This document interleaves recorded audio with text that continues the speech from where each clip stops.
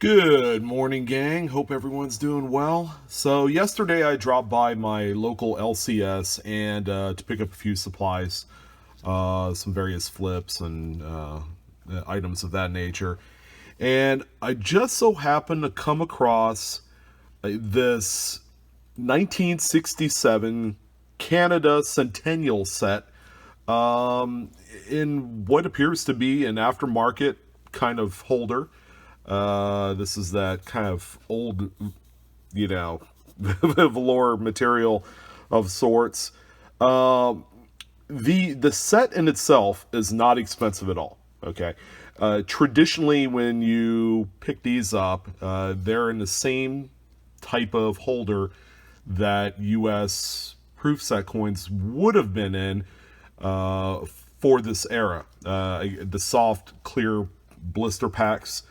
So this one right here was taken out of that blister pack and then inserted into this aftermarket holder. And my experience with Canada coins and these kind of like velour holders is you get some really awesome toning. I was actually able to pull out every single coin with exception of the nickel. I think we could do okay with not showing the nickel because nickel doesn't tone that well compared to copper, silver, that sort of thing.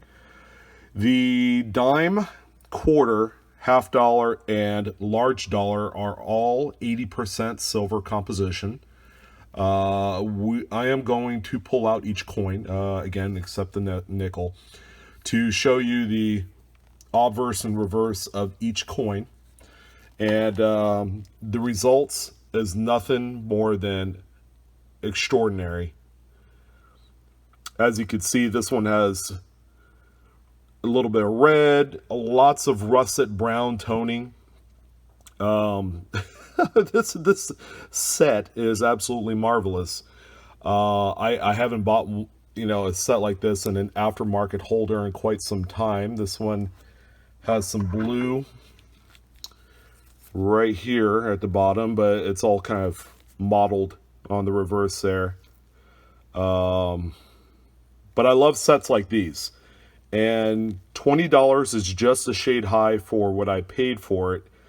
However, the toning gives it a lot more premium if I were to sell this later on. I've assembled quite a nasty looking Canadian set of everything. For a while, it was my bread and butter, and that's when I took a break from U.S. coins. But whew, I haven't bought a Canadian coin in, I would say, 2 years.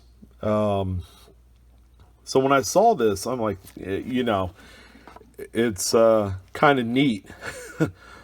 Just had to have it, I guess. So here is the half dollar. As you can see, it's got lots of blue toning on there. To get the angle just right for the lighting, yeah, you could see all sorts of blue nebulous patterns around here, all around the wolf. And then on the reverse, with Queen Elizabeth, lots of russet brown toning, kind of uneven, mottled. Of course, the holder created this, and to some it was an issue. 30, 40 years ago, toning isn't held to a higher regard than it is today. People love originality, and they would not dip these for the world, and neither would I. This is an absolutely stunning quarter, to say the least. It's got a ton of blues and greens, little speckles of red, and just a hair of russet brown. Here is the side with Queen Elizabeth, and as you can see, blue. Lots of blue everywhere on this one.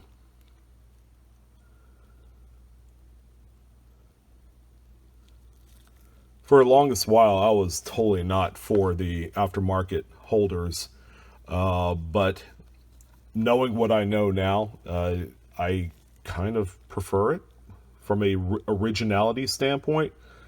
Here is the dime, and this one is all blue. There you go. And then this is the other side, and it is completely blue. What a fantastic looking coin.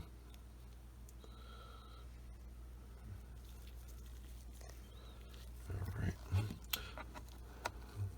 So there's the nickel.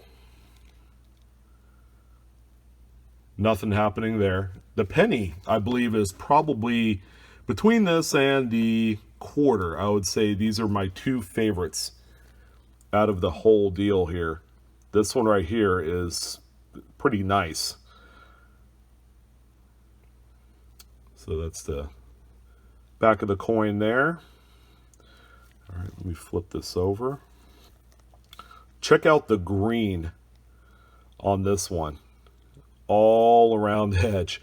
That's why I reserve this one to be, not only the last one I show in the group, but this is probably, it's like 1A, 1B, man. This is pretty.